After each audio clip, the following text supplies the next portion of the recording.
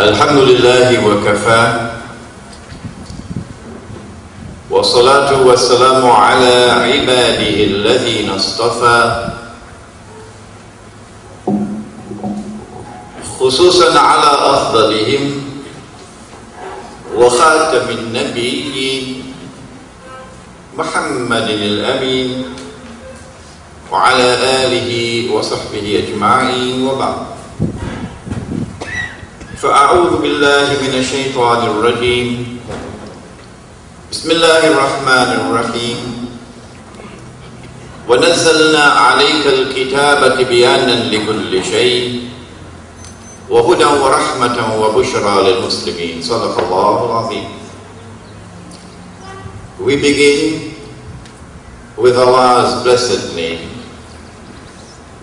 We praise Him and we glorify Him as He ought to be praised and glorified. And we pray for peace and for blessings on all His noble messengers, on our father Adam, and our father Abraham, and on Moses, and on Jesus, and on His mother, the Blessed Virgin Mary, and on the last of them all, the Blessed Prophet Muhammad, sallallahu ta'ala alayhi wa sallam. Brother Chairman, brothers and sisters, assalamu alaikum wa rahmatullah. Our topic is entitled Ya'jooj and Ma'jooj, or God and Magog in the Quran. It is an unusual topic. It is, I believe, the first time that it's being addressed in this country. But it is a topic of supreme importance. But more than that, it is a topic which could not have been addressed prior to this time, because it could not have been understood. What the Quran was saying on this subject, and what the Blessed Prophet, Allah's blessings be upon him, had said on this subject, could not have been understood until events had unfolded in history. We have now reached that point in the historical process where it is possible, through Allah's kindness, to understand the subject. It would not be possible, however, in an hour and a half, and I've already lost 15 minutes of my hour and a half, to complete the subject. What we will attempt to do is to give you sufficient material, information, analysis of the verses of the Quran and of the sayings of the Prophet, Allah's blessings be upon him, which could give you the framework of the subject, a grasp of the heart of the subject. There is, however, a chapter of this book entitled Gog and Magog in the Quran. And what cannot be conveyed to you in the lecture, you can read it in this book, which is available at the back.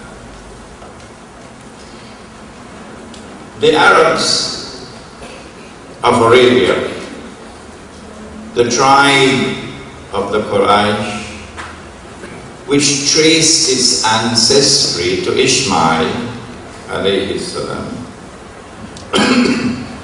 and which had custodianship over the holy temple, the house of Allah, the Kaaba in Arabia, built by Abraham alayhi salam, on the spot where our father Adam had worshipped.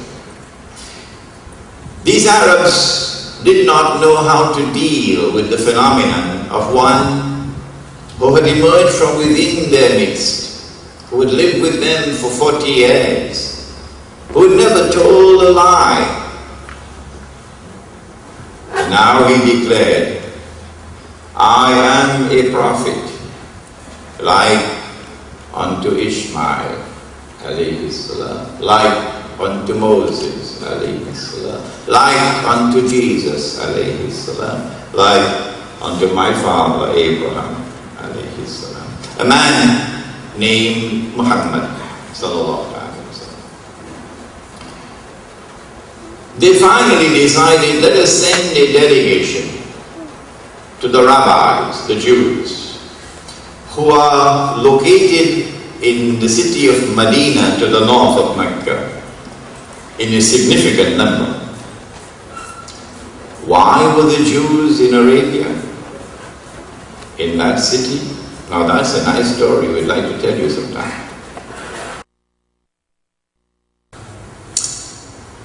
The question was indirect. The target of the question was actually Gog and Magog.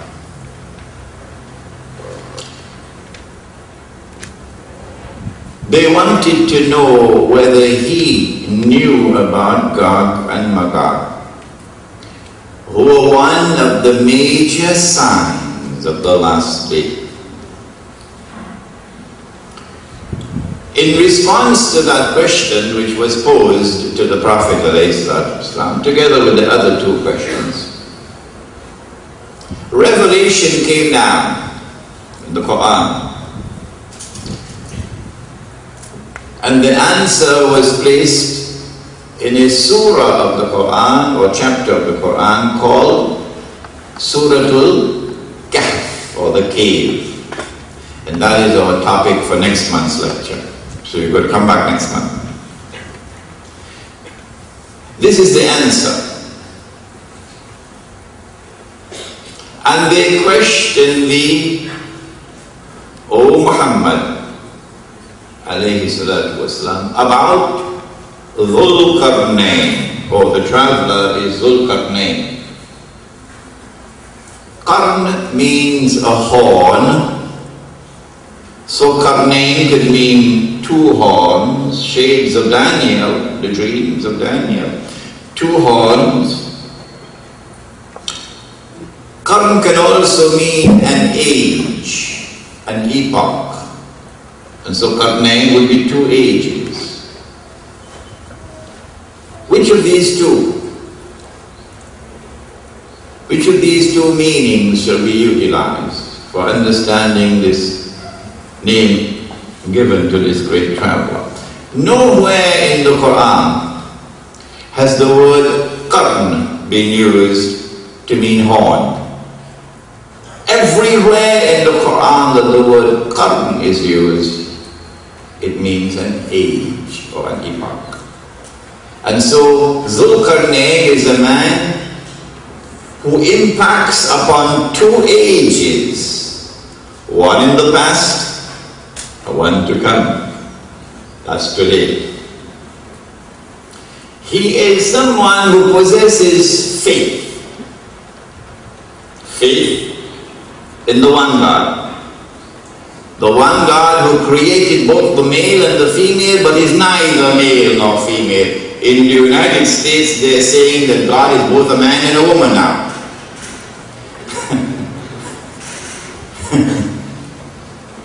He has faith in the one God, the God of Abraham, besides whom there is no other God.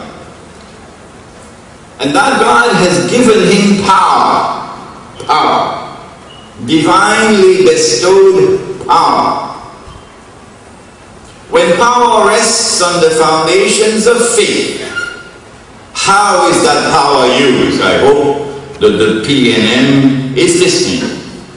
I hope that the UNC might one day also listen. When power rests on the foundations of faith, how is that power used? I do hope someday Washington might listen. Zulqarnain travels in one direction. He's going in the direction of the setting of the sun, so west. And there he comes across a people. He reaches a lake of murky water, deep water, so an ocean, not a little pond. And there he comes across a people. And then Allah addresses him and says, "Oh Zulkarnain, how are you going to relate with these people?" He replied, he said, "Those who are guilty of acts of dhulm." Dhulm is wickedness. It's injustice. It's oppression. Like telling a mountain of lies to attack Iraq. Telling a mountain of lies to attack Afghanistan. Destroying the Twin Towers and then putting the blame on Arabs and Muslims. For one day, the truth will come out. And on that day when the truth comes out, we will be vindicated. Arabs and Muslims did not do it. Zulkarnain says, those who are guilty of acts of dhulm, I'll punish them. And when they return to you, you will also punish them. And so when power rests on the foundations of faith, power is used to punish the oppressor. Tell that to any South African and his heart would vibrate. Tell that to Nelson Mandela and he would shake. When power rests on the foundations of faith, power is used to punish the oppressor. And when the oppressor returns to his Lord, the Lord will also punish him. And so when power rests on the foundations of faith, there will be an essential harmony between this world here under and that world beyond. And then he went on to say that those who have faith and whose conduct is righteous, whether you're black or white, and yes, there are white people who have faith and who will live lives of piety and righteousness. Whether you're black or white or brown or yellow, you will be assisted and we're going to treat you nicely and you'll be rewarded. And so when power rests on the foundations of faith, the religious way of life would be supported. And there would be an essential harmony between life here and life there. Zulkarnain then traveled in the opposite direction, the rising of the sun, and so eastwards. And there he came across a people for whom we had provided no cover. Cover from what? That's a big question. The translation that was just given, cover from the sunshine. A people who are not covered from the sunshine will eventually have their skin pigmented, dark-skinned people. Or cover from the elements, so people living a primitive way of life. We don't know which one. How are you going to deal with a primitive people when power rests on the foundations of faith? كَذَلِكَ وَقَدْ أَحَطْنَا بِمَا لَدَيْهِ خُبْرًا. The language in the Quran is so pithy. Thus did Zulkarnain leave them as they were. He had the compassion. He had the good sense and the wisdom. He had the sympathy not to disturb them in their way of life. And then he traveled in a third direction, but the rabbis had not asked for that. But it was understood that that is what they wanted, the third journey. so Allah sent the answer. You wanted to know about Gog and Magog? I'll tell you about Gog and Magog. When he traveled in the third direction, if we had the time, we could argue that it was north. But this book will give you the evidence. It was north.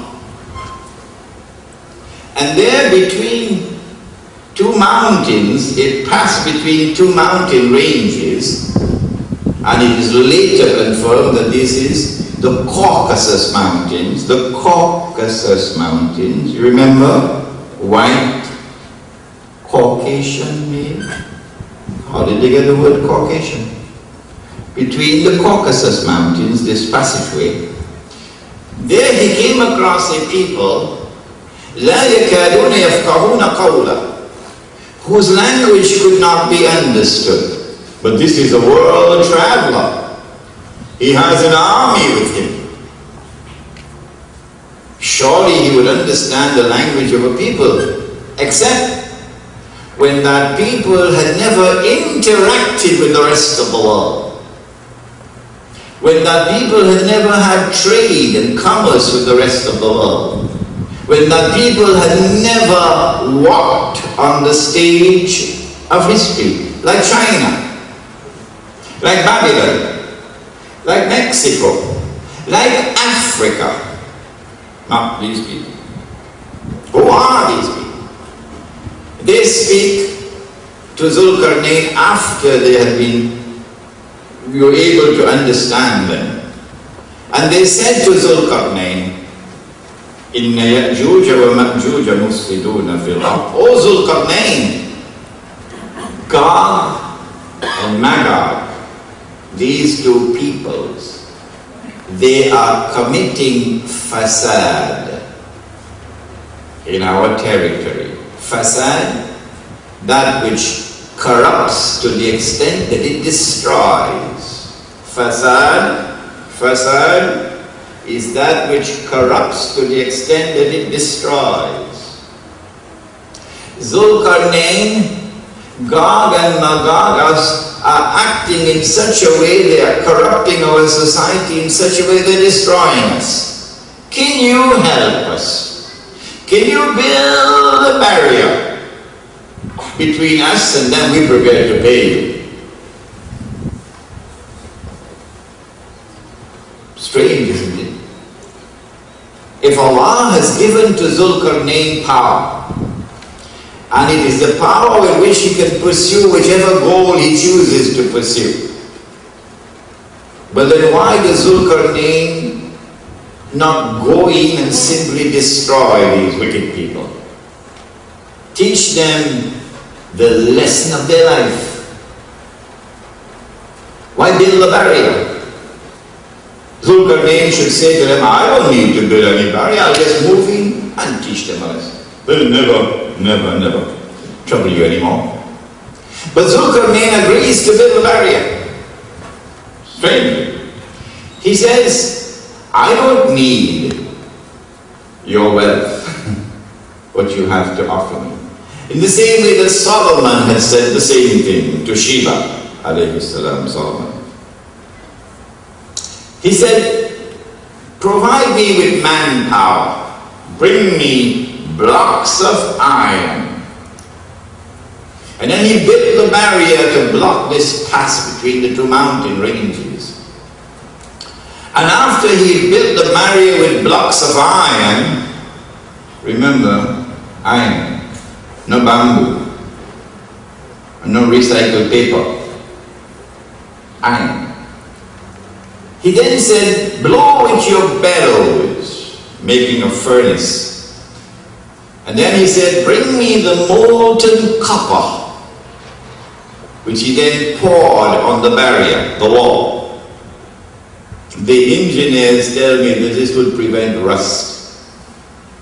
Having built the barrier, now Gog and Magog, who are human beings. The blessed Prophet Muhammad said, alayhi salatu wasalam, that Ya'jooj is an ummah of Banu Adam. That Gog is a community who've come from Adam, and so too Magog. Human beings, like you and I, but with a difference. They could neither penetrate the barrier, nor could they scale the barrier. And then Zulkarnain said, and listen to his words, هَذَا رَحْمَةٌ مِّن رَبِّي. This barrier is a blessing, an act of kindness from my Lord. فَإِذَا جَاءَ وَعْدُ رَبِّي. But when that time comes, of which my Lord has warned, namely, that time when the last age will commence, and when divine punishment will commence, and when the Lord will release into the world the Antichrist, which was our topic for last month. When the Antichrist is going to be released, and Qiyamah commences, the last age commences, and divine punishment begins, then at that time, He, the Lord, will bring down this barrier, in consequence of which Gog and Magog are going to be released into the world. وَكَانَ وَعْدُ رَبِّ حَقًّا. And then the warning of my Lord will come to pass.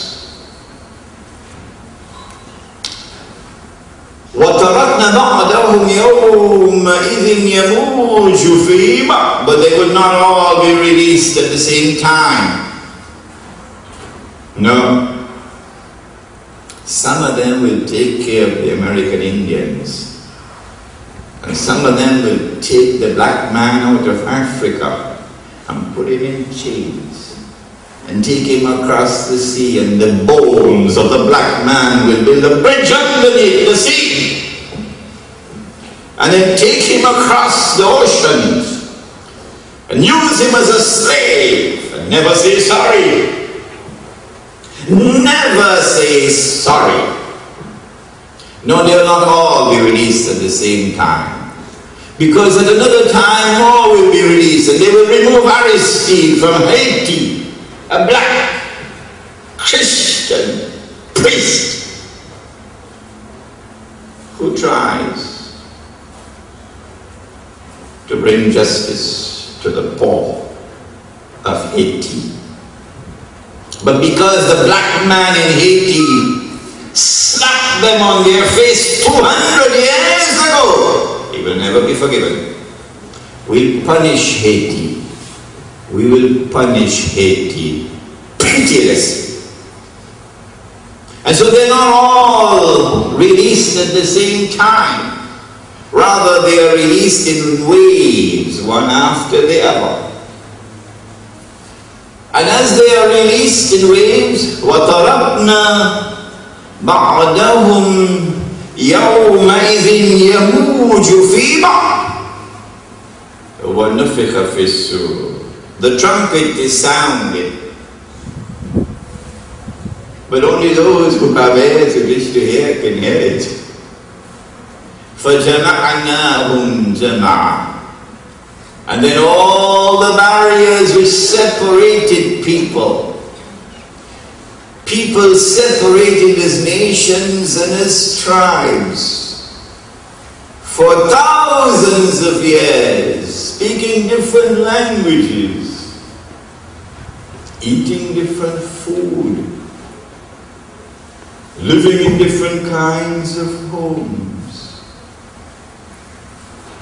All these barriers are now swept away, and all of mankind are brought together in one global society. And it would be the global society of Gog and Magog, the only ones who will will resist becoming a part of that global order are those who have faith in their hearts and who follow the messengers of Allah, and in particular the last of them all, the Blessed Prophet Muhammad, Allah's blessings be upon him. What happens when the wall comes down and Gog and Magog are released? Here are a people who have PhDs in wickedness, in corruption, in oppression, in injustice, and who are going to function as the right hand and the left hand of Dajjal. And so they're going to also have a PhD in deception. They tell lies upon lies upon lies. But in addition to this, the Prophet said that Allah said, Hadith al-Qudsi, listen to his words. I have created creatures of mine so powerful that none but I can destroy them. You want to wage jihad against them? They'll beat you. They'll beat the daylights out of you. I have created creatures of mine so powerful that none but I can destroy them. And so when Gog and Magog are released in waves, one after the other, eventually, they take control of the world. With a power which is unique in all of history. An indestructible power. A power which cannot be rivaled by any possible combination of rivals. The African National Congress did not defeat the white man in South Africa. Oh no. The white world order realized that this was an embarrassment, apartheid, with which we could not live if we wanted to pursue our agenda. And so because it was too great an embarrassment, Washington decided that apartheid must go. And when Washington imposed sanctions, then the white regime in South Africa began to crumble. So you cannot, not any combination of rivals, you cannot defeat and destroy that power. When Gog and Magog are released then, power will now rest on foundations which are essentially corrupt. But more than that, the Prophet said that Allah said, it is a Hadith al-Qudsi, that on the last day after we have been resurrected, and then the judgment is to take place, that Allah will say to our father Adam, take out or separate those for the hellfire. It's a strange statement, strange, you need to digest it. Our father Adam will then ask, how many are they, O Allah, for the hellfire? To which Allah subhanahu wa ta'ala will respond. I don't think they'll publish this in the Express. Allah will respond and say, out of every 1,000, take 999 for the hellfire.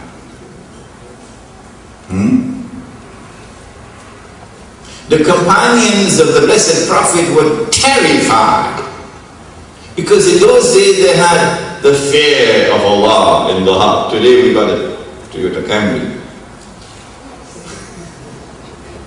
They were terrified. Then he smiled. That beautiful smile which can come on the lips when there is innocence in the heart. And he said, good news for you, meaning those who follow me, Muhammad alayhi salatu wasalam, meaning those who follow the religion of my father Abraham. That religion. Good news for you. The one for heaven is the one who follows the religion of Abraham alayhi salam.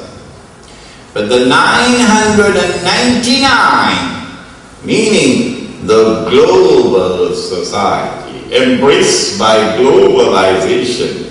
And so South Africa shouldn't be so happy about getting the World Cup,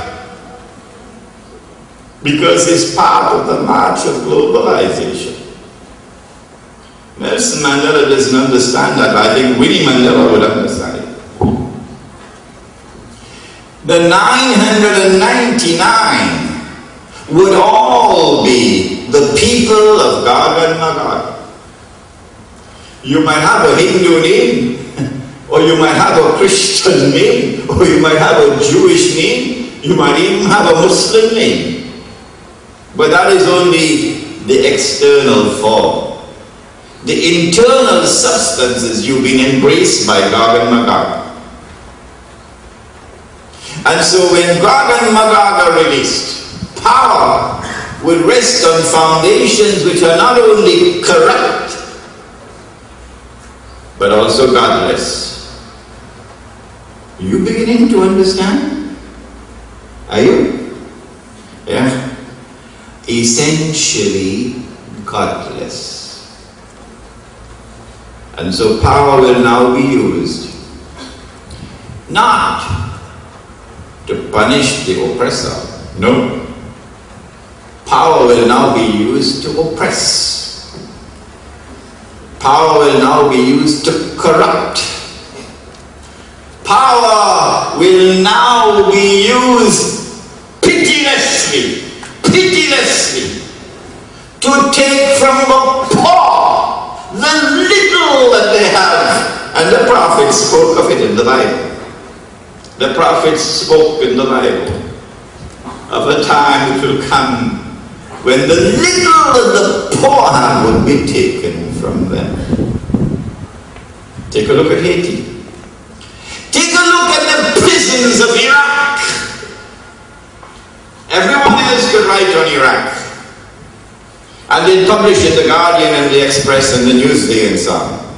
But when a Muslim wants to write on issues affecting us, they're not going to publish it until we write in conformity with their designs.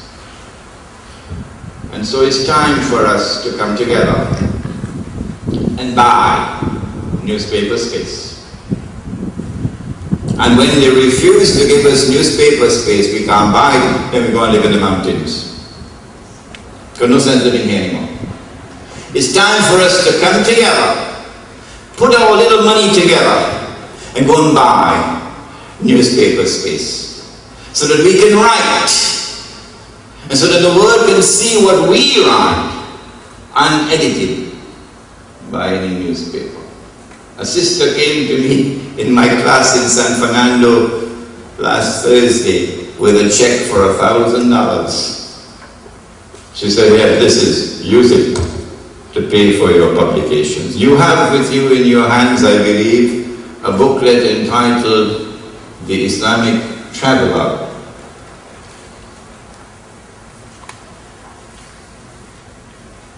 That can be serialized in the newspaper.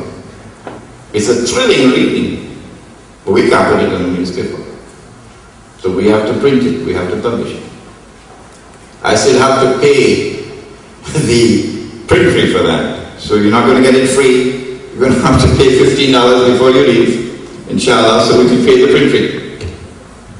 The time has come for us to be able to get our own newspaper space so we can write. Because power, when it rests on foundations which are essentially godless and corrupt, will be used to oppress, not to punish the oppressor. But the Prophet said, Allah's blessings be upon him. that when Gog and Magog are released, the major target will be the Arabs. He said, Wailul lil Arab, woe unto the Arabs. Min sharrin qad iqtaraba, because of a great evil which will now come upon them. He was asleep at the home of his wife, Zainab. And in his sleep he saw something, like you see sometimes when you are asleep. And when he woke up, his face was flushed red. It must have been very, very, very terrible. And then he uttered these words, woe unto the Arabs, because of a great evil which will now come upon them. And then he raised his hands and he made a hole. This is only a symbol. This is not the size of the hole, it's a symbol. He said, today, a hole has been made in that barrier built by Zulkarnain. And so the release of Gog and Magog took place, or rather commenced, that would be the proper word, commenced in the lifetime of Prophet Muhammad alayhi salatu wasalam. And when they are released, it is the Arab who will bear the brunt of the attack. And this is why we have seen the humiliation inflicted upon us after they attacked the Twin Towers in New York on September the 11th, and then put the blame on us. And then they beheaded America. Some men with masks, so you don't know who they are. And they beheaded America. And now the blame, of course, is on us. And then tomorrow, they will have a big act of terrorism in this country. Yes, I can see it coming. And when that major act of terrorism takes place in this country, you should see the newspapers and television and radio gleefully joining in that crusade to pin the blame on Muslims and on Islam. All so they can silence Islam. But it won't work. We know it's coming. When Gog and Magog are released, then power will be used to oppress. But power will also be used, remember, those who have faith and whose conduct is righteous. Zulkarnain rewarded them, treated them nicely. But when Gog and Magog are released, they will use their power to wage war. To wage war on the religious way of life. Ask the Roman Catholic Church. They know. The war on the Roman Catholic Church has been going on for years now. Wage war on the religious way of life. But in particular, to wage war on Islam and on Muslims. Whoever wishes to live a life of piety, of righteousness, of truthfulness, would find that you are now attacked, you are targeted by the godless world. And when power rests on foundations which are essentially godless, that world order will not show respect for people who live the primitive way of life. No. They will be hunted down like cockroaches and exterminated like cockroaches by a people who wield power which cannot be destroyed by anybody, and who will then put on their nice clothes Sunday morning and go to church. Yes, it happened in North America, and we will not allow them to forget it. It is still happening. Go look at the prisons of Canada, and you'll see that the prisons of Canada are filled with native Indians. Filled. Go look at the prisons of North America, of the United States of America. I understood the United States only when I went to work in the prisons of the United States. I had read somewhere in the history books that slavery had ended. And I had seen a statue out there called the Statue of Liberty. And it was saying, come, give me your people who are oppressed, I'll give them liberty. And so I thought, slavery has ended. But when I went into the prisons of the United States of America, I wept. I wept. And I still weep. Because I saw that the prison guards were all white, with a sprinkling of blacks now and then. And I saw that the inmates were mostly black. And not just black, young black men. And I asked myself, did slavery really end? And so those who are the most vulnerable in society, the weakest of all in society, that world order will be pitiless, merciless in its oppression of such people.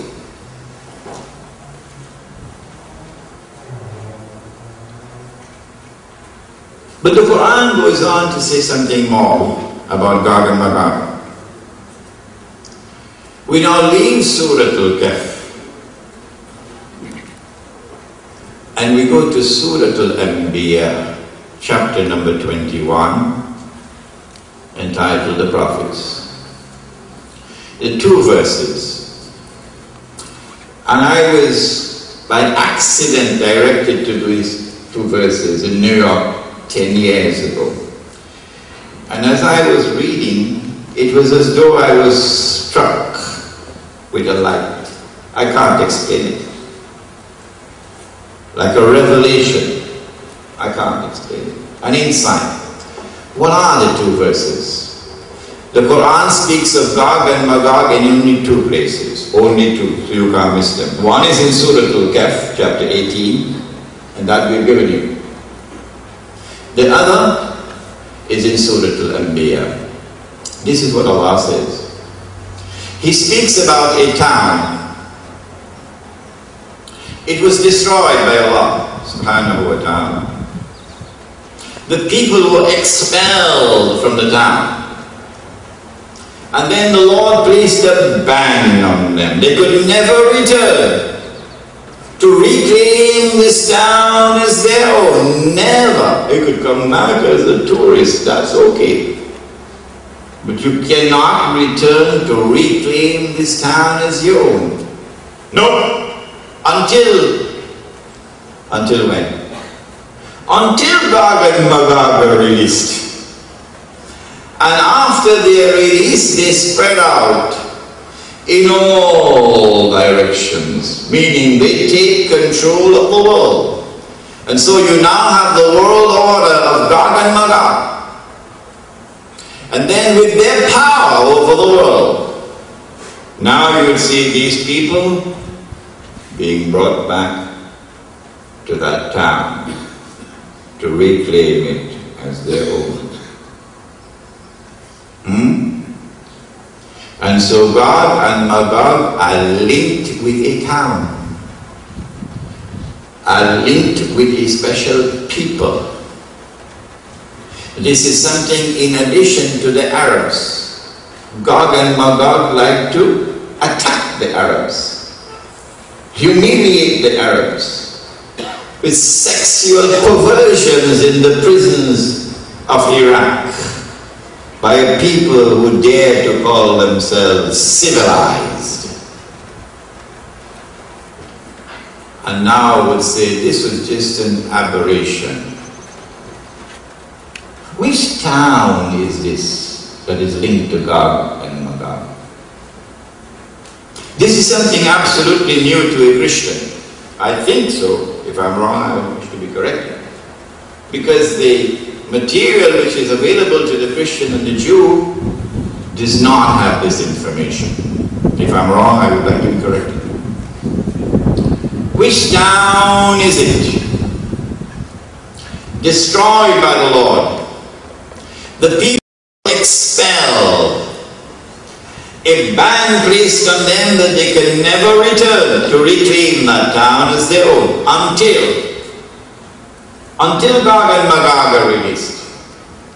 And after they are released, they spread out in all directions. Remember, they're being released in waves, And when they spread out in all directions with their indestructible power, they take control of the world in the world order of Gog and Magog. Then you will see these people being brought back to reclaim that town. This book has dealt with that subject in detail.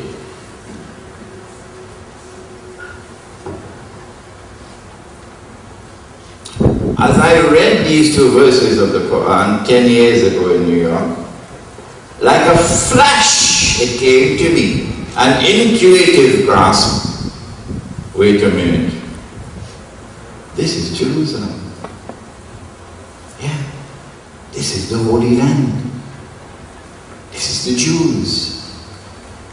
But that was only an intuitive insight. I had to go on now to do my homework. How to prove it? You can't prove an intuitive insight. Yes, it can be proved. It is Jerusalem. How? Let us go to all the statements of the Blessed Prophet on Gog and Magog, called ahadith. So I collected all the ahadith, and almost all. Now let me go through them and see whether there is any town mentioned linked with Gog and Magog, which fits the description given in the Quran. So I went through all of this hadith, and to my amazement, there is only one town mentioned, only one. And it is a town which fits the description. And it is Jerusalem. Yes. But in the hadith, of course, the word Jerusalem does not occur. The Arabic word occurs, Baytul Maqdis, which is Jerusalem. And so I came to the conclusion that the town is Jerusalem. And so the Quran was saying that when you see the Jews being brought back to the Holy Land, to Jerusalem, to reclaim it as their own, 2,000 years after the Lord had expelled them out, you must know that this was made possible because of the world order of Gog and Magog. I was amazed by this discovery. I said to myself, I couldn't be the first and the only one. It'd be very lonely to be the only one. And then shortly thereafter, as though the Lord guided me, I came across a booklet. A little booklet. If you come to my class on Thursday at 6:30, San Fernando, Jama Masjid, all of you are welcome to my class on Surah Al-Kahf. I'm going to bring that booklet to the class. Get it photocopied, so you could get a copy. You might have to pay $1, $2 or so to get it. It was a booklet on Gog and Magog, written in 1963 or somewhere around there. And the author of that booklet was a friend of my teacher, Maulana Dr. Fadhur Rahman Ansari. I read the booklet and I found that the most important point of all made in the whole booklet was that the town was Jerusalem. The town was Jerusalem. The rest of the booklet didn't impress me so much, but this was impressive. And then in the preface, the author says that he was grateful to Maulana Dr. Ansari, who guided him and explained the subject to him. And so I came to the conclusion, tell me if I'm wrong. I came to this conclusion, if you think I'm wrong, you can throw me out of the hall.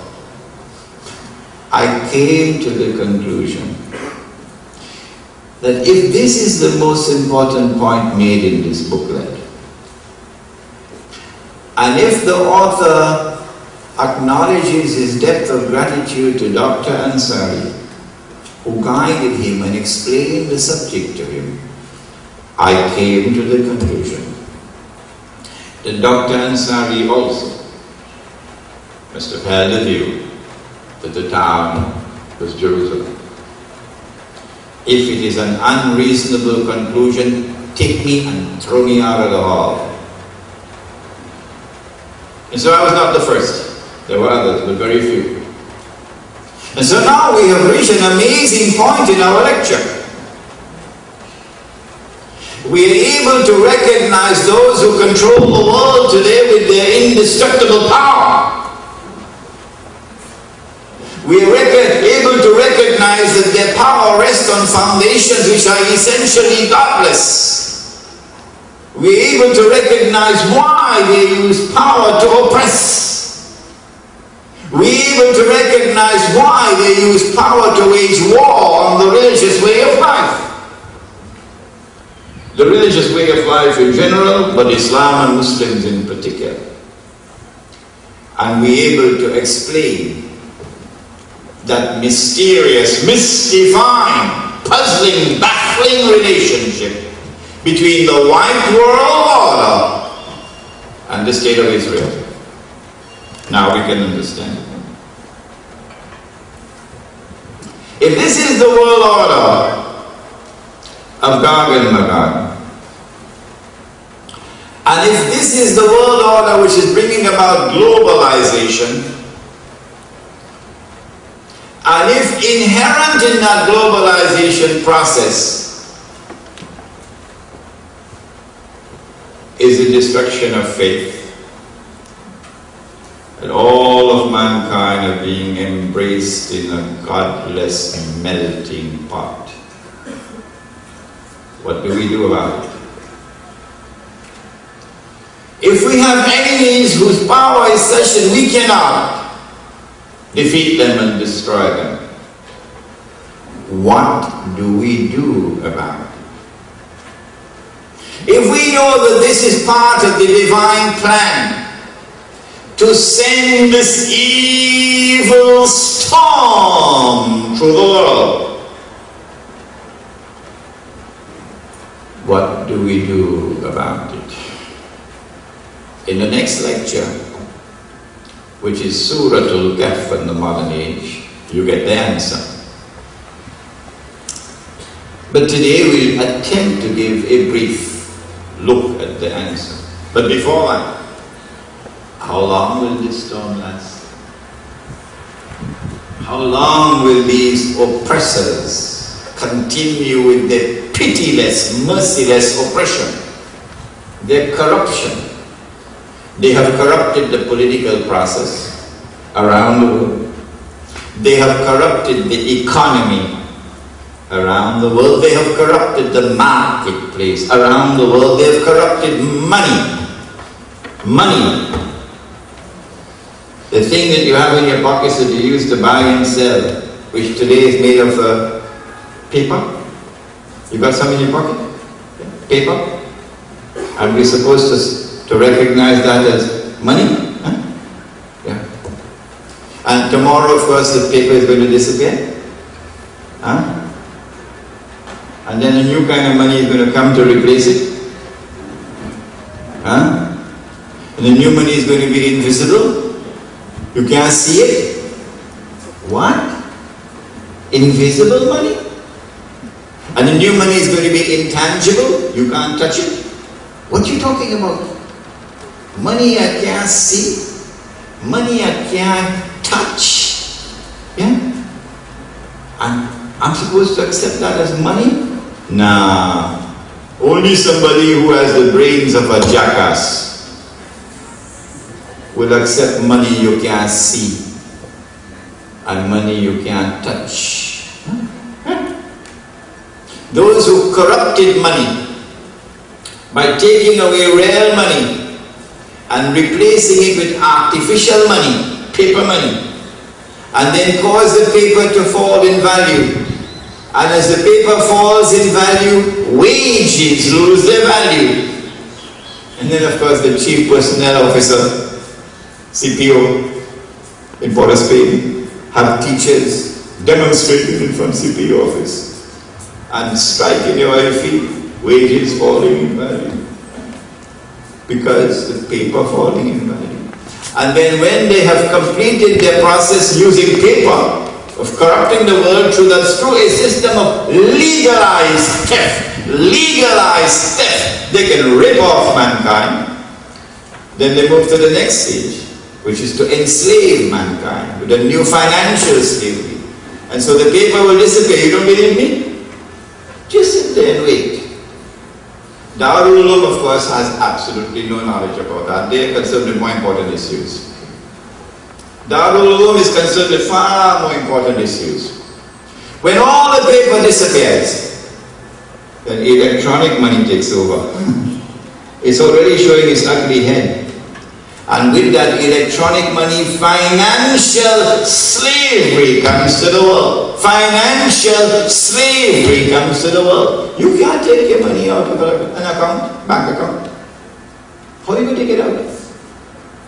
No, there's nothing to take out. Because only electronic impulses and machines in the bank. All that you can do is to transfer your money from one account to another. That's what you can do. They know how much money you have. You can't hide it from them. They know how you're spending your money. They know where you're spending your money. They know where you're getting your money from. Everything they know. They could type in any amount of money they want to type in and make any amount of money they want. Those who control the system. And they could wipe out your bank account if they want. Nobody to stop them. Who controls the banking system in the world? Your worst enemy, says the Quran, the Jew. Not all Jews are your enemies, incidentally. Not all. Those Jews who wage war on you because of your religion. They are your worst enemies in the Quran, says the Quran. And so they corrupt everything. A world in which sexual relationship is absolutely corrupted. And our young people now go on the internet with all the pornography and the videos with all the pornography. Our young people now begin to dress following others until eventually they almost knew. Yeah. And then you have rapes all over the place. And society is collapsing. Everything falling apart. What is it that has hit us? It is Gog and Magog. The world order of Gog and Magog. When will it end? And how should we respond to it? Let us take the first subject. When will it end? There is a link between Dajjal, the Antichrist, and Gog and Magog. And it is not any kind of intellectual arrogance on our part when we say that only the Muslim who has the knowledge of the Quran and the sayings of the Blessed Prophet, alayhi salatu wasalam, only the Muslim can explain the subject of the Antichrist and his link with Gog and Magog.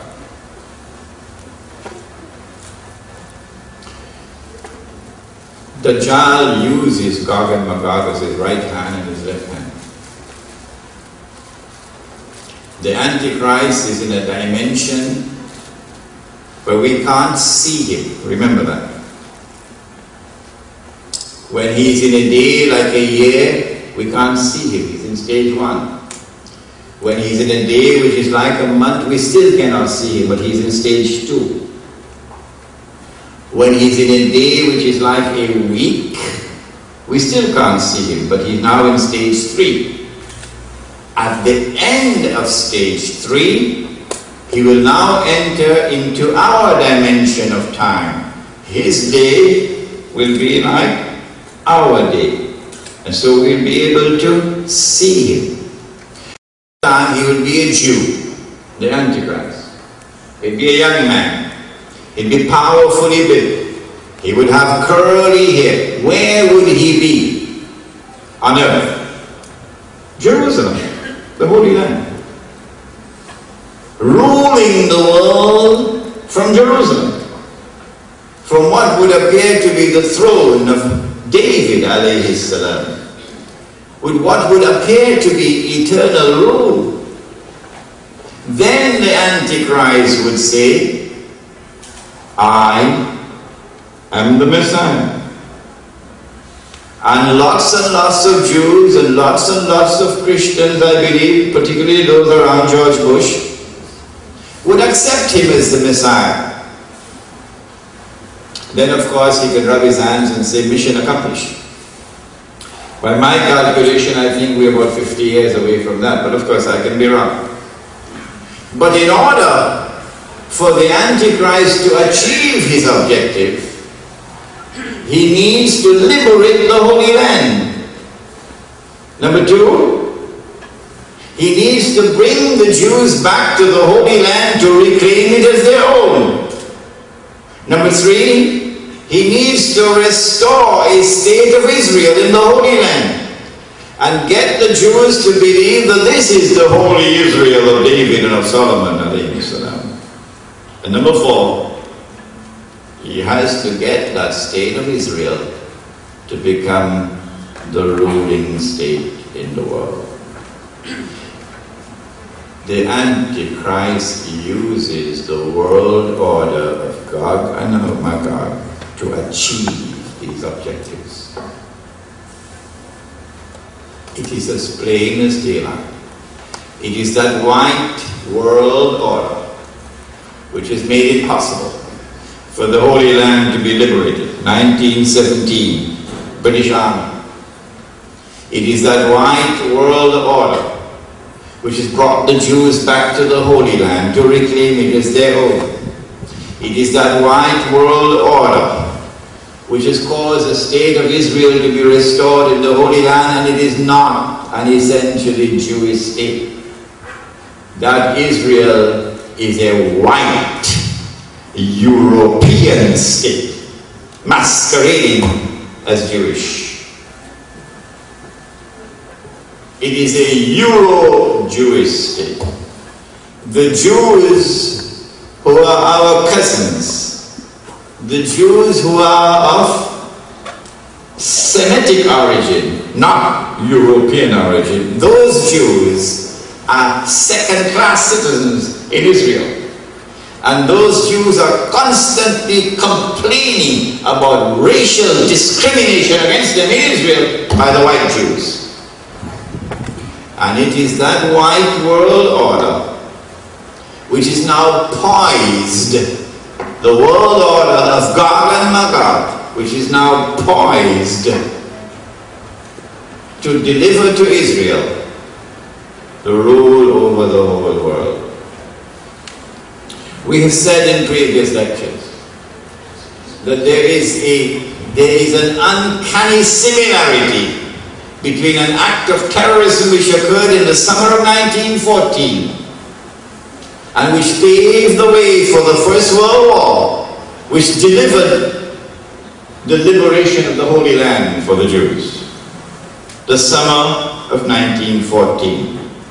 An uncanny similarity between that act of terrorism and September the 11th. We say that the same people who planned and executed the attack of the summer of 1914 are the same people who planned and executed the attack of September the 11th. The purpose for the September the 11th attack is to allow events to unfold in such a way that Israel can eventually wage a big war. And when Israel wages a big war, the territory of the state of Israel will expand dramatically. How big? From the river of Egypt to the river Euphrates. From the river of Egypt to the river Euphrates. Does it sound familiar? Does it sound familiar? From the river of Egypt to the river Euphrates, that's false. Is there in the Bible? Yes, but it's false. The Holy Land does not extend from the river of Egypt to the river Euphrates, and the Quran confirms that. The Holy Land is what is today called Palestine. When Israel wages that big war, Israel then sees the Suez Canal. Israel will seize the oil of the Gulf.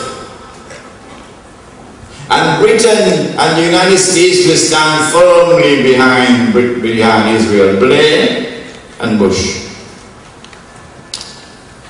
At that time, the US dollar collapses.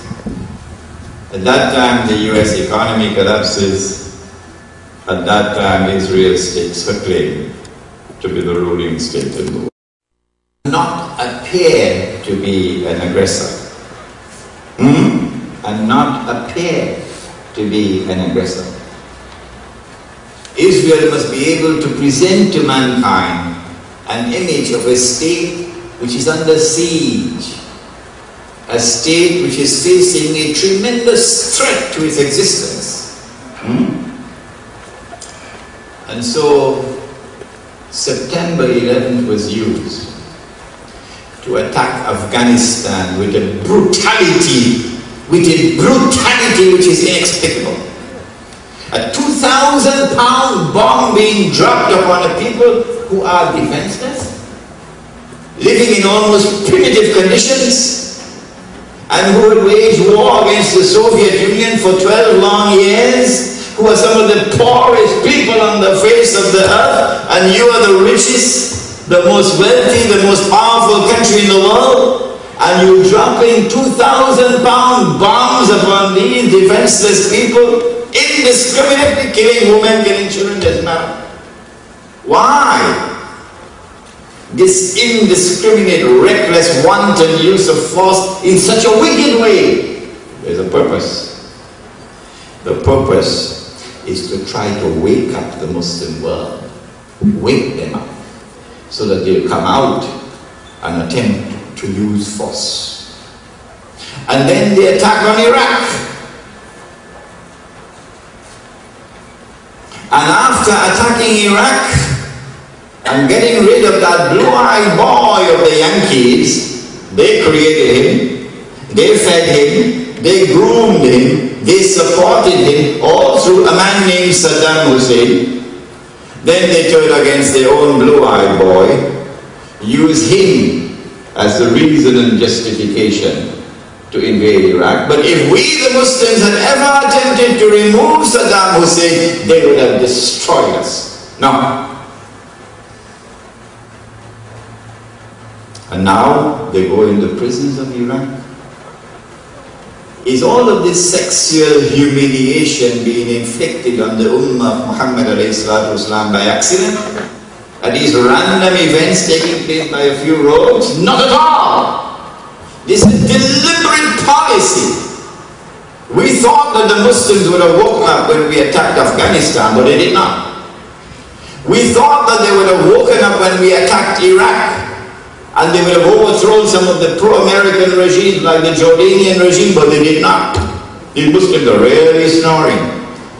So we've got to do something more to really get them vexed.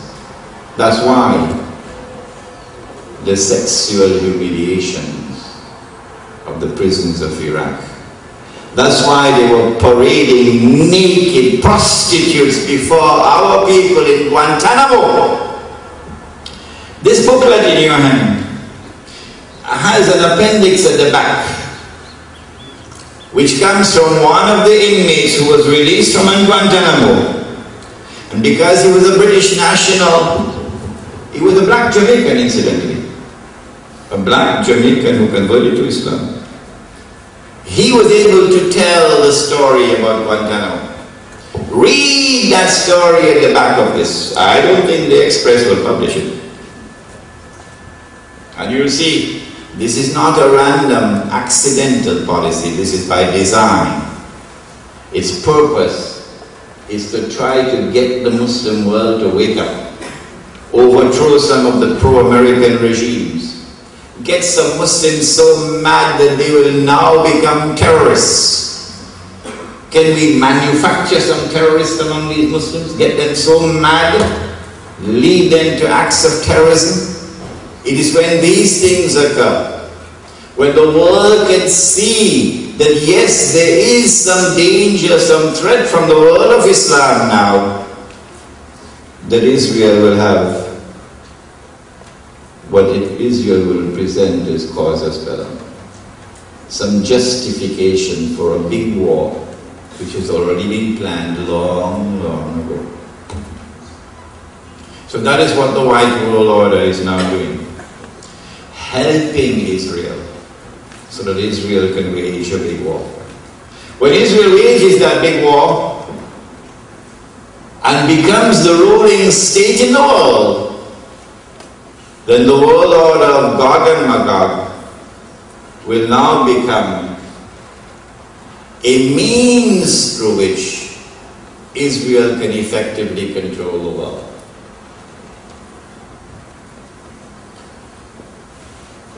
But Israel will rule the world for a day which is like a week. A day like a week. Which some mathematician will do the calculation, maybe it amounts to about 30 years or so, 40 years or so. At the end of that time, the masjid would have been destroyed, Masjid al-Aqsa. The temple would have been rebuilt. And then the Antichrist will emerge as the ruler of Israel and the ruler of the world and declare, I am the Messiah. And when it is accepted, he rubs his hands in submission, accomplished. It is at that time that Allah raises a man from the seed of Nabi Muhammad alayhi salatu wasalam. And he is known as the Imam al-Mahdi. And with him, Darul Islam is restored, and we have that subject in this series of lectures. Imam al-Mahdi and the return of the Caliphate, that is one of our topics. When Darul Islam is restored in the Arabian Peninsula, that is goodbye. Goodbye to the American Kingdom of Saudi Arabia. Back into the garbage bin from where it came out in the first place. But when Darul Islam is restored in the Arabian Peninsula, Imam al-Mahdi, that is the most significant, real and tangible threat to the state of Israel. And so the Antichrist attacks. The Prophet said that the attack would come from the east. He pointed 20 times to the east. East of Medina is not Japan, something closer. He said that the Antichrist will ride on a donkey. Remember the last lecture? The donkey will travel as fast as the clouds. The donkey will have his ears stretched out wide. And so therefore, when the Antichrist attacks, it's going to be fighter aircraft. East of Medina is the Saudi, used to be Saudi, now is the American Air Force Base in Tehran. So it's an aerial attack. The angels guard Makkah and Medina, and the Prophet said that the attack will be diverted to Damascus. And that is where the confrontation takes place between the Antichrist and the Imam. The Antichrist and the Imam. It is at that time that the Son of Mary will come down with his hands resting on the wings of two angels. At that time, when the Son of Mary comes down, then the Son of Mary, the true Messiah, kills the false Messiah. After the false Messiah is killed, then Allah addresses the true Messiah and says to him, go up the mountain, which is a mountain in Jerusalem. The last wave of Gog and Magog are now released. and they surround the true Messiah, the Son of Mary. They shoot their arrows up into the sky. This is symbolic language. Don't ask me to explain it because I can't. But there is a young scholar of Islam who will come, maybe he's a baby now. 30 years from today he'll come and explain it to you, inshallah. They shoot their arrows up into the sky. They say, we've killed those who are on earth. Now let us kill those who are in the heavens above. Gog and Magog. And Allah allows the arrows to come back down with blood on them. Don't ask me to explain this because I cannot explain. Events are going to unfold tomorrow which will help us to understand this. Then the Son of Mary raises his hands and he prays to the Lord to destroy them, Gog and Magog. And then Allah sends a little creature, a little insect, which attacks them at the back of their neck. And all those who are Gog and Magog will all fall down. The rest of mankind, no, only Gog and Magog. They'll all fall down, paralyzed, and by next morning they'll be all dead. I thought maybe it's because of the collapse of the immune system. So the body could not resist an attack. But someone attending my class last Thursday, a medical doctor, she had a brilliant idea.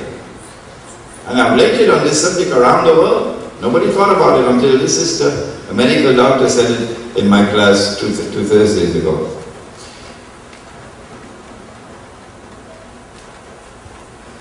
Where was that wall? Caucasus Mountains. And so when Gog and Magog are released, we find them out there, Caucasus Mountains. Do we find a people by the Caucasus Mountains who display that kind of power? Yes, we do. Yes, we do. An indestructible power. They are there. Who are they? The Khazar tribes. Khazar. And they are the people who converted, must have been on a Sunday morning, converted and became Jews. One, a white people, European people, who don't even have one drop of Semitic blood in their veins. And they became Jews? Yes, it happened. These Khazar tribes are the people who became European Jews. And they are the ones who were able to block the Muslim army as a wall which was impenetrable, displaying that power. They are the ones who spread out into Europe, Eastern Europe and then Western Europe, corrupted Europe and took control of Europe.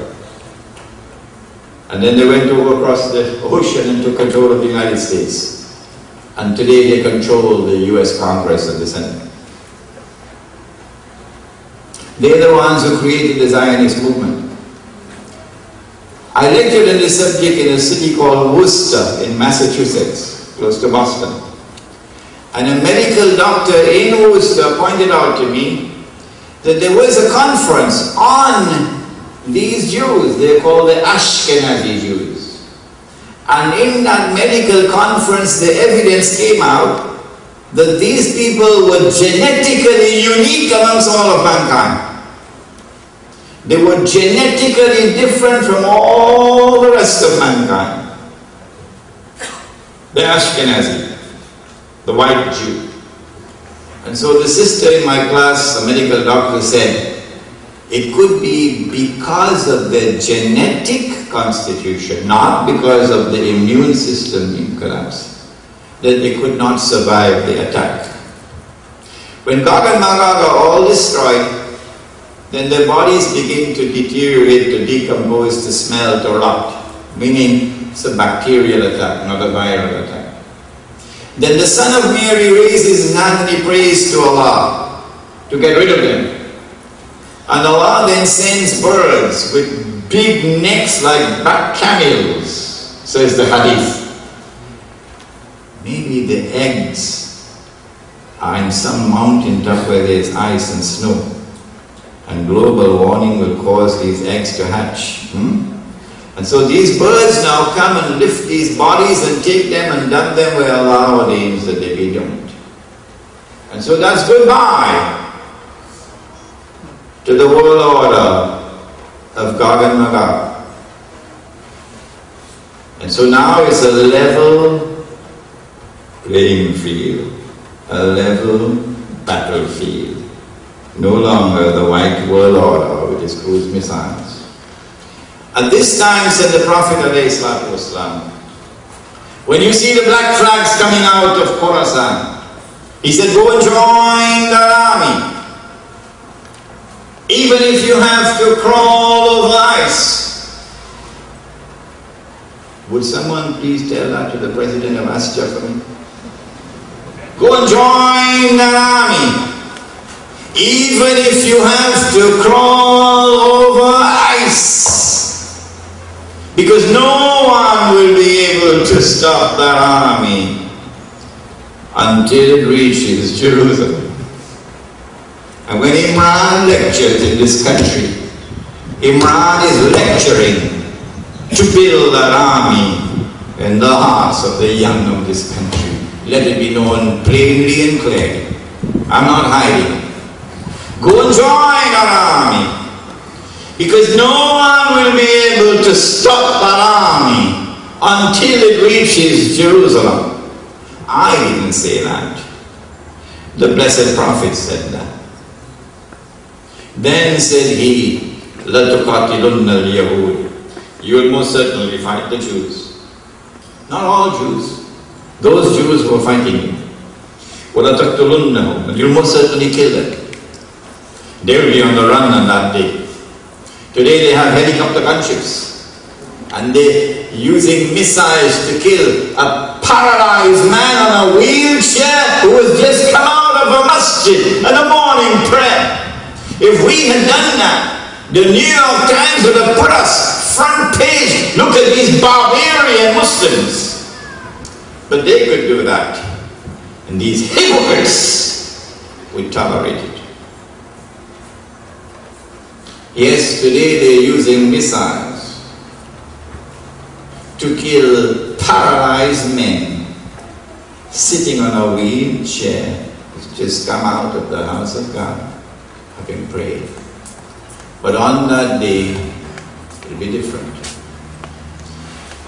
And so do not lose heart, and do not give up, and do not despair, because there's a tomorrow which is coming, when victory will come to those who have faith in their heart and who have the patience to bear the evil storm which is going through the world. حَتَّى يَقُولُ الْحَجَرُ At that time even the stones will speak.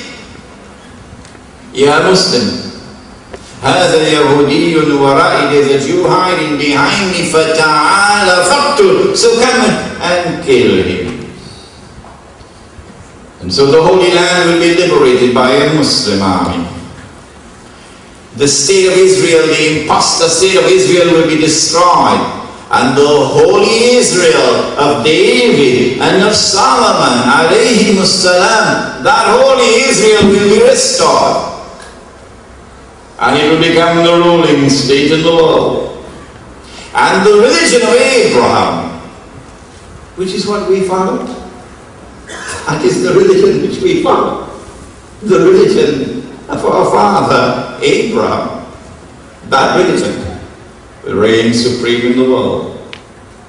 And the true Messiah will rule the world from Jerusalem with a rule which will be eternal. Brothers and sisters, this has been Gog and Magog in the Quran. Let me remind you, there's a whole chapter of this book which is entitled Gog and Magog in the Quran. And let me remind you one more time about the Islamic Travelogue. We should have one copy for each person here. Please help us by taking a copy and paying for it so that we can pay the printer inshallah. Thank you. ربنا تقبل منا إنك أنت السميع العليم وتب علينا يا مولانا إنك أنت التواب الرحيم برحمتك يا أرحم الراحمين.